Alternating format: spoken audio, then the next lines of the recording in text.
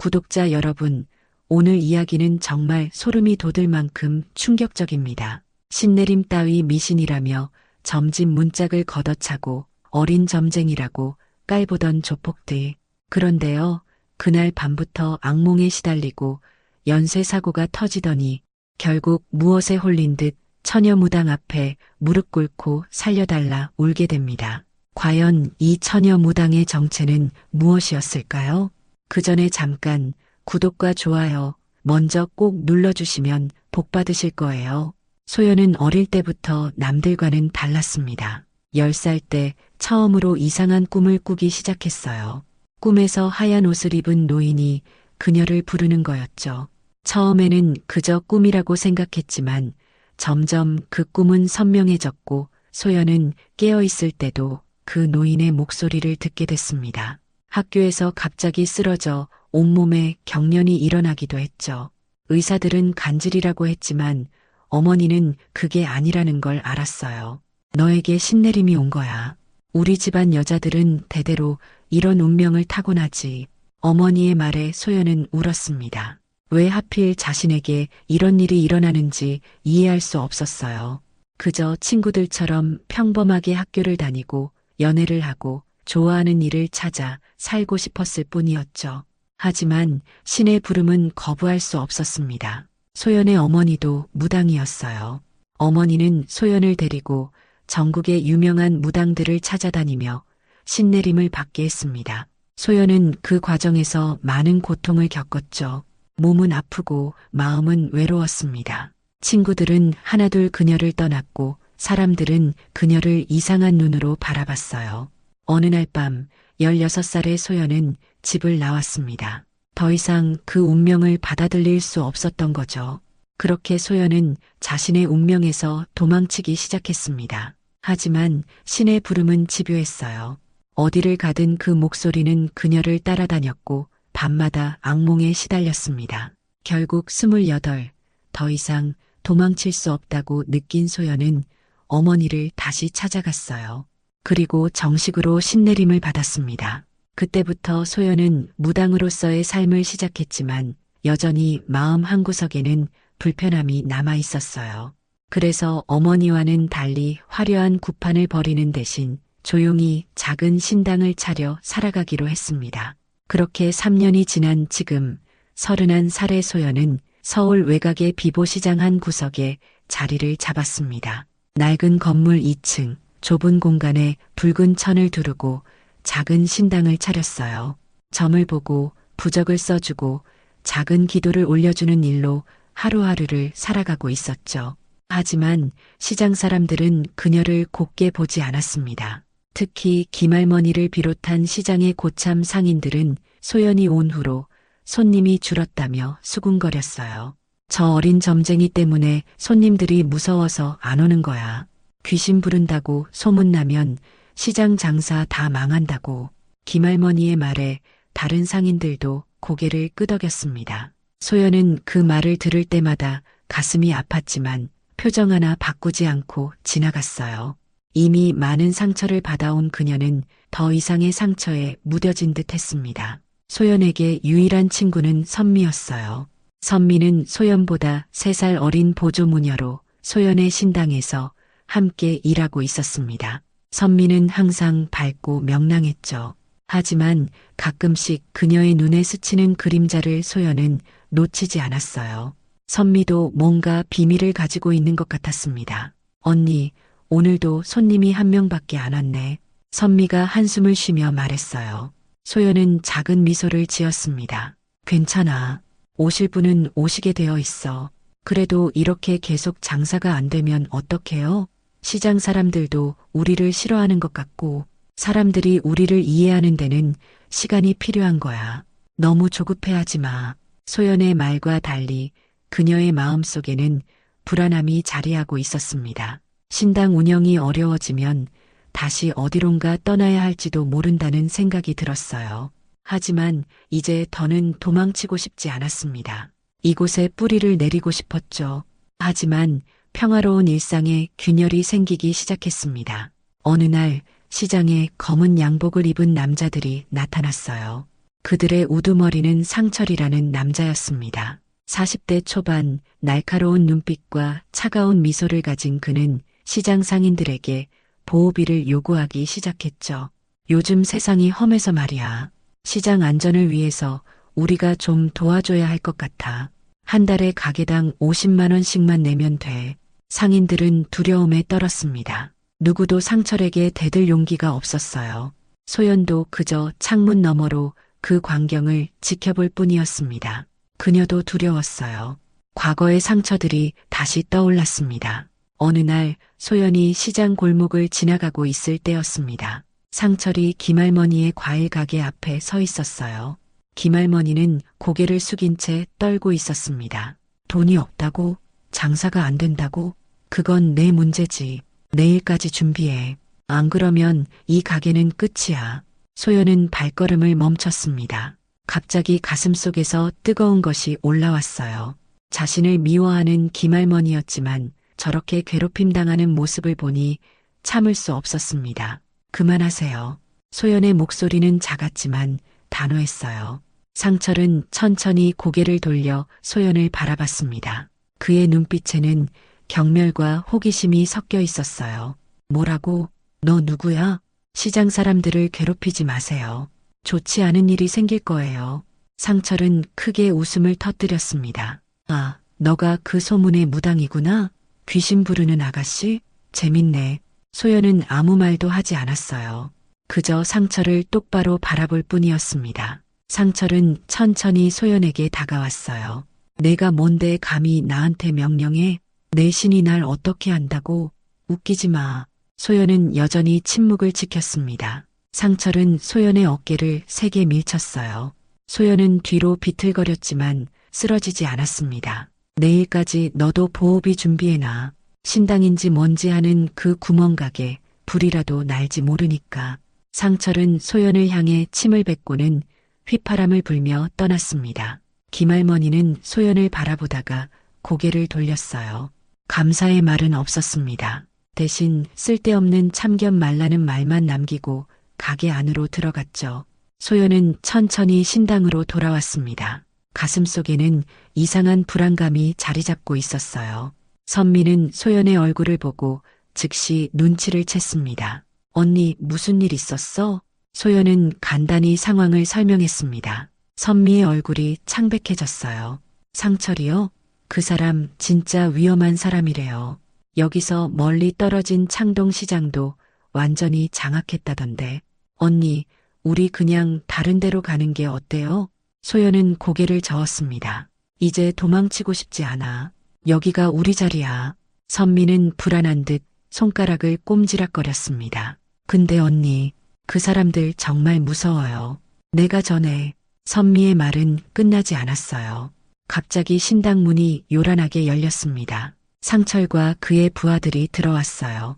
여기가 그 유명한 신당인가? 생각보다 초라하네. 상철은 비웃으며 신당 안을 둘러봤습니다. 그의 눈에 신당 한가운데 모셔진 신상이 들어왔어요. 이게 뭐야? 이런 걸 믿는다고? 상철은 신상을 향해 다가갔습니다. 소연이 급하게 그의 앞을 막아섰어요. 제발 그만두세요. 여기는 신성한 곳이에요. 신성? 웃기지 마. 이런 건 다 사기꾼들이 돈 뜯어내려고 만든 거야. 상철은 소연을 밀치고 신상으로 다가갔습니다. 그리고는 발로 신상을 걷어찼어요. 신상이 바닥에 떨어지며 산산조각이 났습니다. 소연은 비명을 질렀어요. 안 돼요. 이런 거 믿는 사람들이 한심하지. 내일까지 보호비 100만 원 준비해. 내 신이 널 보호 못 해주니까 내가 해줄게. 상철은 비웃으며 벽에 걸린 부적들을 하나씩 찍기 시작했습니다. 선미는 무서워서 구석에 숨어 있었어요. 소연은 망연자실한 표정으로 그 광경을 지켜볼 수밖에 없었습니다. 이런 게 다 뭐야? 사람들 겁주려고 만든 거지? 내가 무슨 힘이 있다고. 상철은 마지막 부적을 찢은 후 소연을 향해 한 번 더 경멸의 눈빛을 던지고는 떠났습니다. 신당은 엉망이 되어 있었어요. 바닥에는 찢어진 부적과 깨진 신상 조각들이 흩어져 있었습니다. 소연은 천천히 무릎을 꿇고 파편들을 모으기 시작했어요. 눈물이 하나둘 떨어지기 시작했습니다. 선미가 다가와 소연의 어깨에 손을 얹었어요. 언니, 괜찮아. 소연의 목소리는 떨리고 있었습니다. 괜찮지 않았어요. 왜 이런 일이 자신에게 일어나는지 이해할 수 없었습니다. 어릴 때부터 계속되는 거부와 조롱, 그리고 두려움. 그녀는 그저 평범하게 살고 싶었을 뿐인데 왜 세상은 자신을 내버려 두지 않는 걸까요? 언니, 울지 마세요. 선미가 휴지를 건네며 말했습니다. 소연은 눈물을 닦았습니다. 그때 핸드폰이 울렸어요. 발신자는 어머니였습니다. 소연은 잠시 망설이다가 전화를 받았어요. 소연아, 어머니의 목소리는 언제나처럼 차분했습니다. 어머니, 내가 위험해. 방금 꿈에 피바다가 보였어. 너희 신당 주변이 온통 피로 물들어 있더라. 소연은 놀랐습니다. 어머니의 예지몽은 거의 들어맞는 경우가 많았어요. 어떡하죠? 48시간 안에 큰 굿을 올려야 해. 그렇지 않으면 내 신기가 떠나버릴 거야. 내가 위험해질 수도 있어. 소연은 망설였습니다. 큰 굿이라면 준비할 것도 많고 비용도 많이 들 거였어요. 게다가 지금 시장 분위기로는 굿을 올리기도 쉽지 않을 것 같았습니다. 그렇지만 어머니, 지금은 내 운명에서 도망치면 안 돼. 이제는 정면으로 마주해야 할 때야. 48시간 안에 반드시 굿을 올려. 잊지 마. 청옥 목걸이를 꼭 착용하고. 전화가 끊겼습니다. 소연은 한동안 멍하니 전화기를 바라봤어요. 선미가 걱정스러운 눈빛으로 소연을 바라봤습니다. 어머니가 뭐래요? 48시간 안에 큰 굿을 올려야 한대. 여기서요? 지금 이 상황에서? 소연은 깊은 한숨을 내쉬었습니다. 그래야만 할 것 같아. 그날 밤 소연은 꿈을 꿨습니다. 꿈에서 하얀 옷을 입은 노인이 그녀를 부르고 있었어요. 어릴 때 처음 보았던 그 노인이었습니다. 이제 도망치지 마라. 내 운명을 받아들여라. 그것이 내가 살 길이다. 소연은 식은땀을 흘리며 잠에서 깨어났습니다. 새벽 3시였어요. 소연은 일어나 신당의 작은 창문으로 밤하늘을 바라봤습니다. 별이 유난히 밝게 빛나고 있었어요. 더 이상 도망치지 않을게요. 소연은 작은 소리로 중얼거렸습니다. 그녀의 눈에는 결의가 차올랐어요. 이제는 자신의 운명을 받아들이고 주어진 힘을 제대로 사용할 때가 온 것 같았습니다. 다음 날 아침 소연은 선미와 함께 굿 준비를 시작했습니다. 붉은 천을 사고 북을 준비하고 새 부적을 그렸어요. 어머니가 말한 청옥 목걸이도 상자에서 꺼내 목에 걸었습니다. 그 목걸이는 소연이 신내림을 받을 때 어머니가 선물한 것이었어요. 언니, 진짜 이대로 할 거예요? 상철이 알면 우리 가만 안 둘 텐데. 두렵지 않아요? 소연은 잠시 생각에 잠겼습니다. 두렵지. 하지만 더 이상 도망치고 싶지 않아. 이것이 내 운명이라면 받아들일게. 선미는 불안한 표정이었지만 더 이상 말리지 않았어요. 그날 오후 소연과 선미는 시장 골목을 돌며 내일 저녁 신당에서 큰 굿이 있을 거라고 알렸습니다. 사람들은 대부분 무관심했어요. 김할머니는 오히려 화를 냈습니다. 뭐, 굿, 여기서? 안 돼, 절대 안 돼.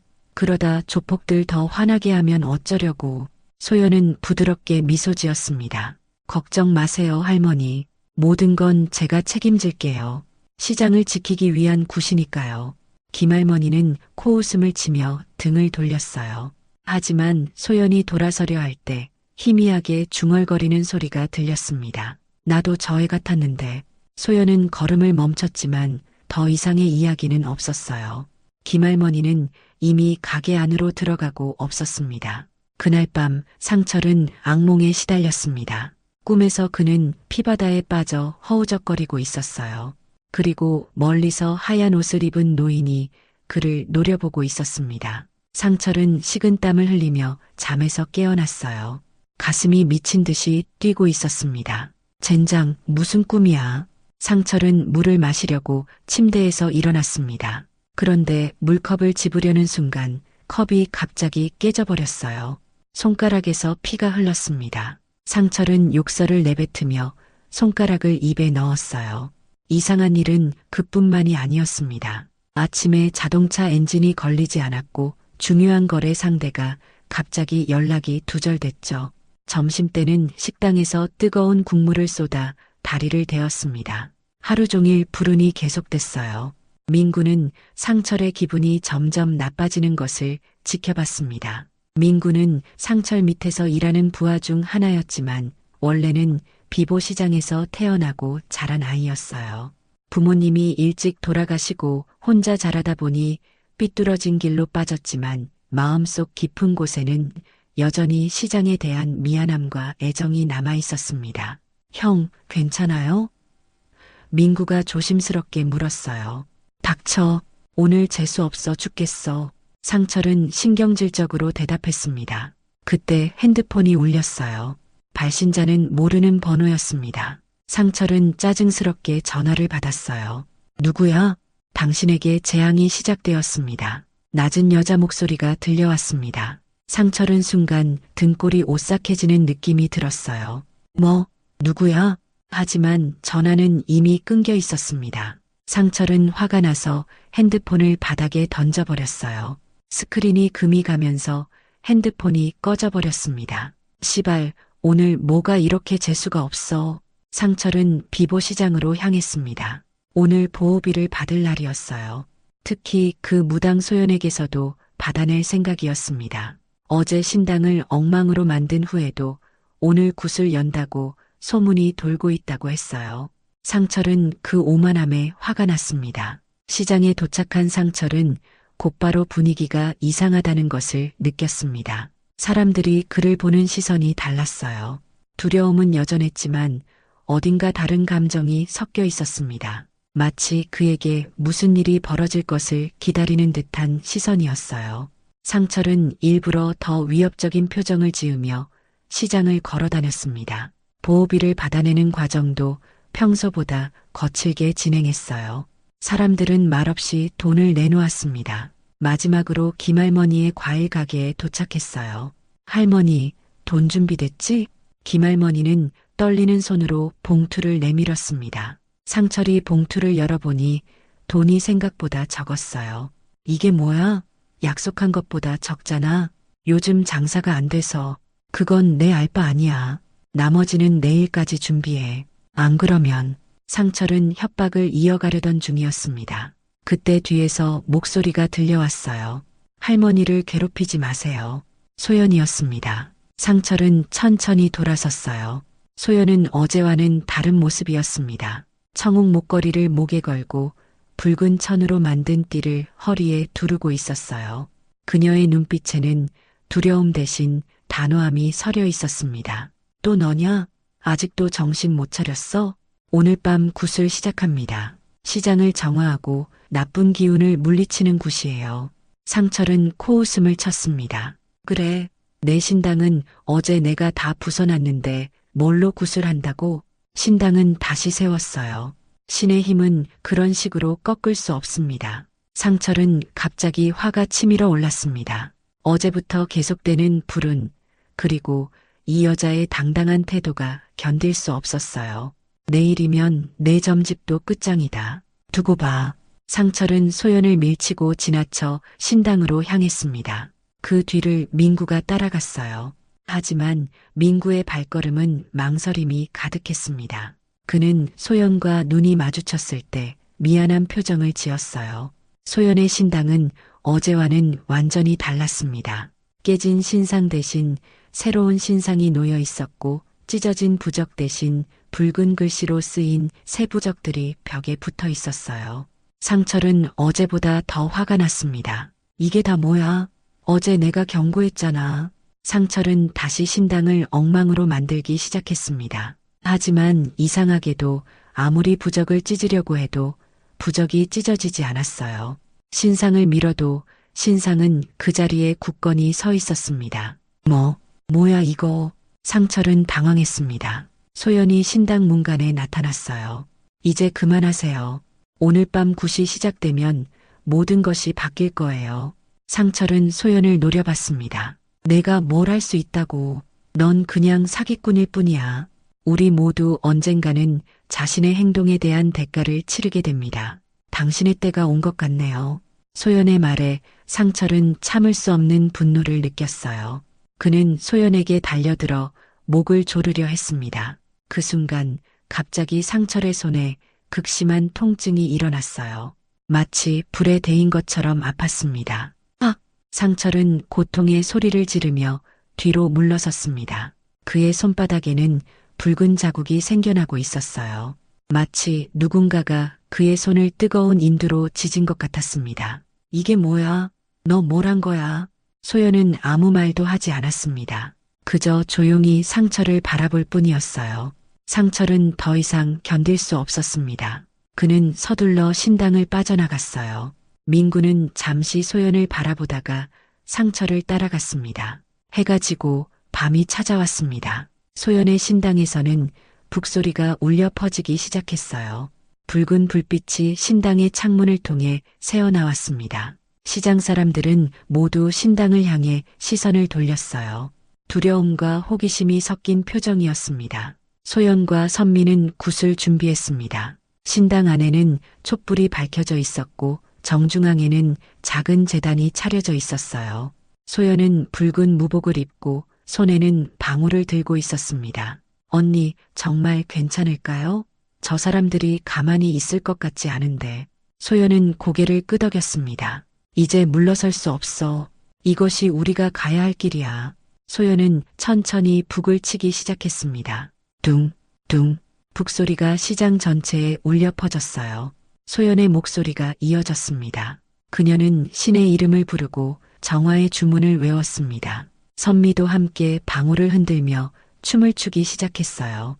굿은 점점 더 고조되어 갔습니다. 소연의 몸짓은 더욱 격렬해지고 북소리는 더욱 빨라졌어요. 그녀의 얼굴에는 땀이 흘러내렸지만 눈빛은 더욱 강렬해졌습니다. 마치 다른 사람이 된 것 같았어요. 신당 밖에서는 점점 더 많은 사람들이 모여들기 시작했습니다. 처음에는 멀리서 지켜보던 사람들이 점차 가까이 다가왔어요. 김할머니도 그 중 하나였습니다. 그녀의 표정은 복잡했어요. 두려움과 기대, 그리고 어딘가 그리움 같은 감정이 섞여 있었습니다. 그때 갑자기 바람이 거세게 불기 시작했습니다. 시장의 간판들이 흔들리고 상인들이 놓아둔 물건들이 날아갔어요. 하지만 이상하게도 그 바람은 차갑지 않았습니다. 오히려 따뜻했어요. 마치 누군가의 숨결 같은 바람이었습니다. 굿이 절정에 달했을 때 소연은 갑자기 움직임을 멈췄습니다. 그녀의 눈은 반쯤 감겨 있었고 입에서는 이상한 말들이 흘러나왔어요. 그것은 마치 오래된 언어 같았습니다. 아무도 알아들을 수 없는 말이었지만 듣는 이들의 가슴을 울리는 힘이 있었어요. 소연은 천천히 손을 들어 하늘을 가리켰습니다. 그리고 마지막 주문을 외쳤어요.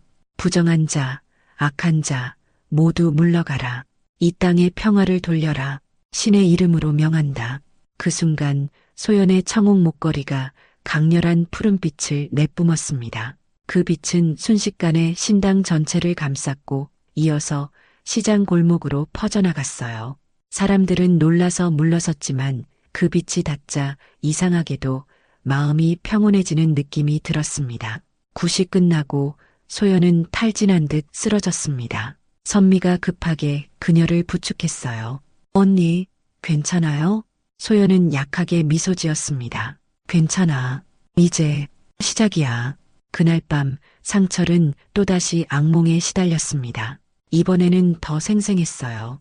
꿈에서 그는 끝없는 어둠 속에 빠져 있었고 수많은 손들이 그를 아래로 끌어당기고 있었습니다. 그리고 멀리서 소연의 목소리가 들려왔어요. 너의 죄를 기억하라. 상철은 비명을 지르며 잠에서 깨어났습니다.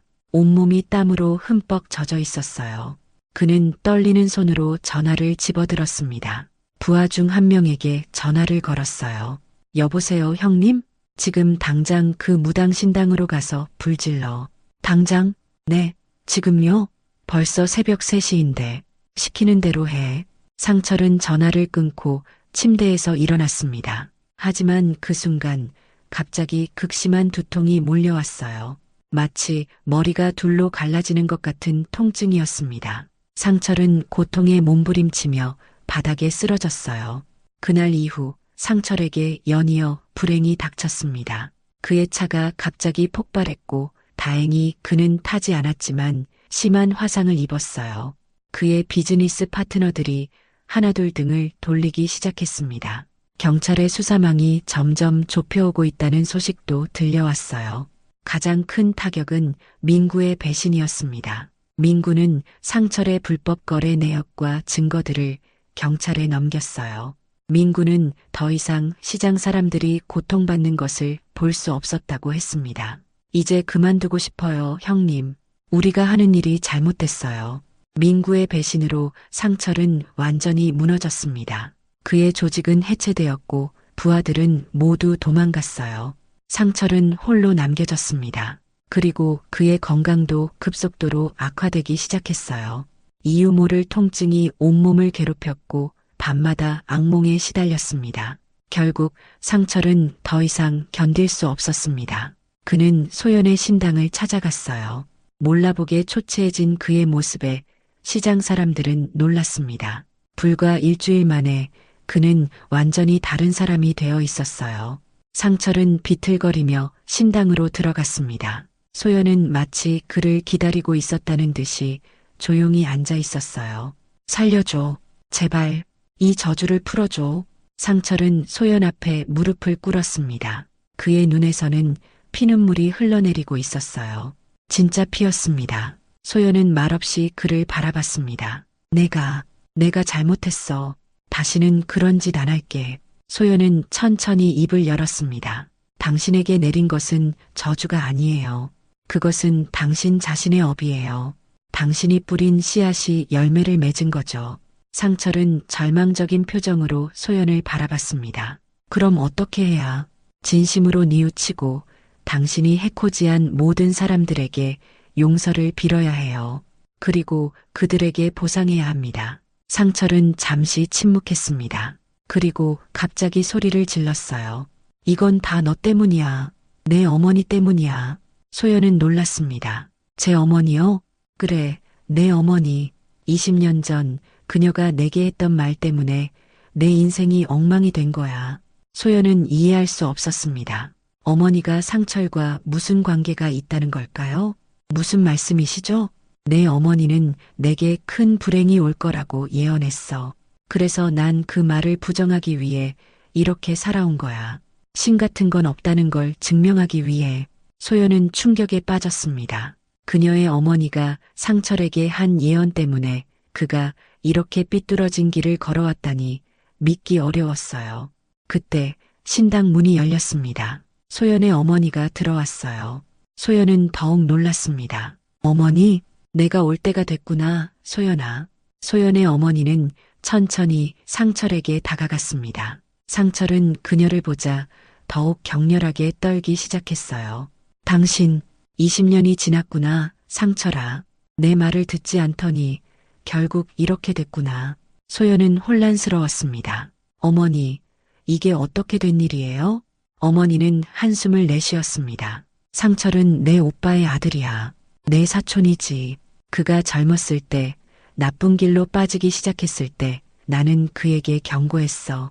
이대로 가면 큰 불행이 올 거라고. 하지만 그는 내 말을 비웃었고 오히려 나를 미워했지. 소연은 믿을 수 없었습니다. 상철이 자신의 사촌이라니. 그리고 어머니의 예언을 부정하기 위해 그가 이런 삶을 살아왔다니. 어머니는 상철의 어깨에 손을 얹었습니다. 이제 늦지 않았어. 진심으로 뉘우치고 새 삶을 시작하면 돼. 상철은 고개를 들어 어머니를 바라봤습니다. 그의 눈에는 복잡한 감정이 서려 있었어요. 20년간의 증오와 두려움, 그리고 이제는 후회가 가득했습니다. 도와줘. 어머니는 소연을 바라봤습니다. 소연아, 내가 해야 할 일이 있어. 소연은 천천히 상철에게 다가갔습니다. 그녀는 청옥 목걸이를 만지며 조용히 기도를 시작했어요. 상철의 이마에 손을 얹자 그의 몸에서 검은 기운이 빠져나가는 것이 느껴졌습니다. 이제 당신의 업은 정화되었어요. 하지만 그렇다고 해서 당신이 저지른 일들이 사라지는 건 아니에요. 진정한 용서를 받기 위해서는 당신이 직접 노력해야 합니다. 상철은 고개를 끄덕였습니다. 그의 눈에서 더 이상 피눈물은 흐르지 않았어요. 대신 진짜 눈물이 흘러내렸습니다. 오랜만에 흘리는 진심 어린 눈물이었어요. 소연의 어머니는 딸에게 다가와 안아주었습니다. 미안하다, 소연아.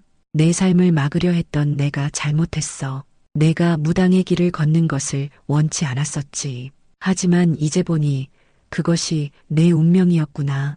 소연은 어머니의 품에 안겨 울었습니다. 오랜 시간 쌓아왔던 서운함과 외로움이 한꺼번에 터져나왔어요.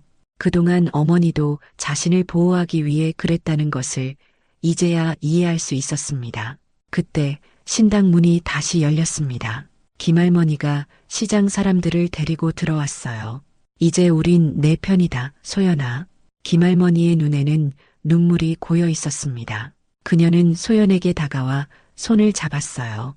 사실 나도 내 나이 때 신내림을 받았었어. 하지만 난 그 운명을 거부했지. 그래서 평생 가슴 한구석이 비어 있는 것 같았어.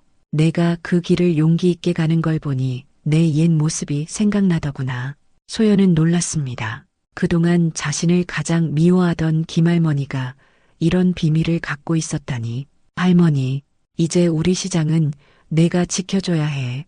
우리 모두 널 도울게. 시장 사람들이 하나둘 고개를 끄덕였습니다. 그들의 눈빛이 달라져 있었어요. 더 이상 두려움이나 미움이 아닌 존중과 감사함이 담겨 있었습니다. 다음 날부터 시장에 변화가 생기기 시작했습니다. 사람들이 함께 모여 신당을 정리하고 꾸몄어요. 시장 입구에는 부적이 걸렸고 골목마다 작은 보호 부적들이 붙었습니다. 소연은 처음으로 환히 웃을 수 있었어요. 그녀는 더 이상 외롭지 않았습니다. 상철은 자신이 저지른 일들을 바로잡기 위해 노력했습니다. 그는 시장 상인들에게 빼앗은 돈을 모두 돌려주었고 경찰에 자수했어요. 많은 죄를 지었기에 가벼운 처벌로 끝나지는 않겠지만 그는 이제 진정한 속죄의 길을 걷기 시작했습니다. 어느 날 선미가 소연을 찾아왔습니다. 그녀의 표정은 심각했어요. 언니, 사실 나 고백할 게 있어요. 소연은 선미를 바라봤습니다. 무슨 일이야? 사실 나 조폭 쪽에 잠시 얽혔던 적 있어요. 상철의 부하 중 한 명과 사귀었었거든요. 그래서 가끔 정보를 흘려줬던 적도. 선미의 눈에는 눈물이 고였습니다. 소연은 잠시 충격을 받았지만 곧 선미를 따뜻하게 안아주었어요. 괜찮아. 우리 모두 실수를 하니까. 중요한 건 지금부터야. 선미는 소연의 품에서 울었습니다. 고마워요, 언니. 난 언니가 있어서 정말 다행이에요.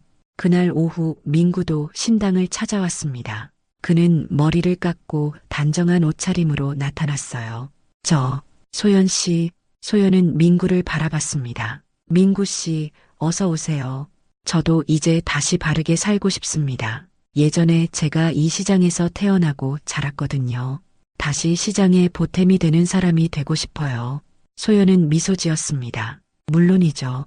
누구나 다시 시작할 수 있어요. 민구의 눈에도 희망의 빛이 돌아왔습니다. 그는 이제 시장에서 경비 일을 돕기로 했어요. 과거 조폭의 수법을 잘 알기에 시장을 더 잘 지킬 수 있을 거라고 했습니다. 시간이 흘러 계절이 바뀌고 비보시장은 점점 더 활기를 찾아갔습니다. 소연의 신당은 이제 시장의 중심이 되었어요. 사람들은 어려움이 있을 때마다 소연을 찾았고 소연은 그들을 진심으로 도왔습니다. 그녀는 더 이상 운명을 거부하지 않았어요. 오히려 그 운명을 온전히 받아들이고 자신의 힘으로 사람들을 돕는 것에 기쁨을 느꼈습니다. 어느 날 저녁 소연은 청옥 목걸이를 신당에 걸며 마지막 기도를 올렸습니다. 붉은 석양이 창문으로 스며들어 신당 전체를 따스한 빛으로 물들였어요. 감사합니다, 신령님. 제게 이 운명을 주셔서. 소연의 기도가 끝나자 문득 바람이 불어 창문 풍경이 짤랑거렸습니다. 마치 누군가 그녀의 기도에 응답하는 것 같았어요. 다음 날 아침 소연은 시장 골목을 걸었습니다. 김할머니는 활짝 웃으며 그녀에게 사과를 건넸어요. 다른 상인들도 반갑게 인사를 건넸습니다. 어린아이들은 소연을 보면 신기한 언니라며 따라다녔어요. 소연이 신당으로 돌아오니 한 노인이 문 앞에서 기다리고 있었습니다. 그는 지팡이에 의지한 채 초라한 모습이었어요. 도움이 필요하세요? 소연이 물었습니다. 노인은 고개를 들어 소연을 바라봤습니다. 그의 눈에는 깊은 슬픔이 담겨 있었어요. 제 아들이 병으로 죽어가고 있습니다. 의사들도 손을 놓았어요. 혹시 소연은 부드럽게 노인의 손을 잡았습니다. 들어오세요. 함께 기도해봐요. 노인은 고개를 숙이며 소연을 따라 신당으로 들어갔습니다. 소연은 청옥 목걸이를 만지며 눈을 감았어요. 새로운 일이 시작되는 순간이었습니다. 신은 벌하지 않습니다. 우리는 단지 주어진 삶을 받아들이며 살아갈 뿐이에요. 소연은 이제 그 이치를 깨달았습니다. 운명에서 도망치는 대신 그 운명을 온전히 받아들이고 자신의 길을 걷기 시작했어요. 만약 당신에게 신내림이 찾아온다면 당신은 받아들이시겠습니까? 만약 당신 앞에 악인이 무릎 꿇고 용서를 빈다면 용서하시겠습니까? 우리 모두는 삶의 갈림길에서 선택을 해야 합니다. 그리고 그 선택이 우리의 미래를 만들어가는 것이죠. 소연의 이야기는 우리에게 중요한 교훈을 줍니다. 때로는 피할 수 없는 운명이 있고 그것을 받아들일 때 진정한 평화가 찾아온다는 것을요. 또한 누구에게나 잘못을 뉘우치고 새롭게 시작할 기회가 있다는 것도 알려줍니다. 인생은 때로 우리가 원하지 않는 방향으로 흘러가기도 합니다. 하지만 그 흐름 속에서도 우리는 선택할 수 있어요. 도망칠 것인가, 맞설 것인가, 미워할 것인가, 용서할 것인가. 그 선택이 우리를 정의하고 우리의 삶을 만들어갑니다. 소연처럼 자신의 운명을 받아들이고 그 안에서 의미를 찾는 용기를 가진다면 우리도 언젠가는 내면의 평화를 찾을 수 있을 것입니다. 그리고 그때 비로소 진정한 행복이 찾아올 거예요. 신내림이 찾아오든 어려움이 닥치든 중요한 것은 그것을 어떻게 받아들이고 대처하느냐입니다.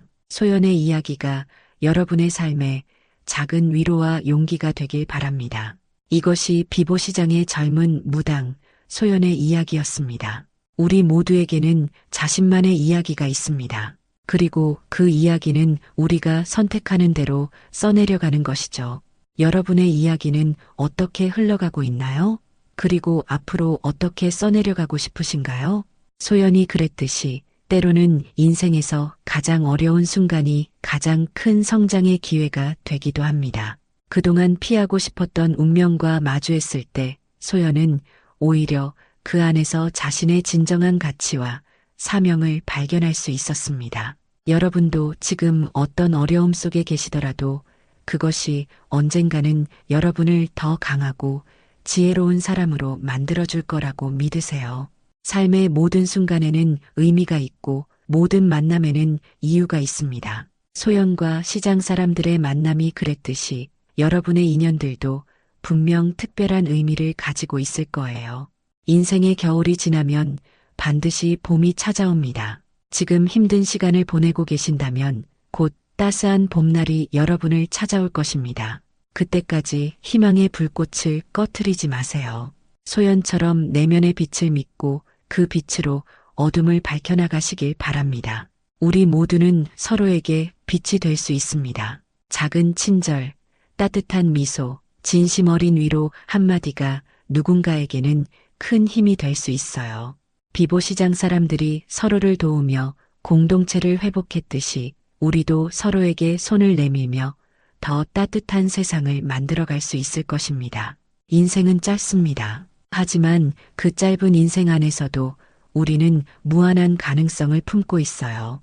소연이 자신의 운명을 받아들이고 새로운 시작을 했듯이 여러분도 언제든 새롭게 시작할 수 있습니다. 나이는 숫자에 불과하며 진정한 변화는 마음에서 시작됩니다.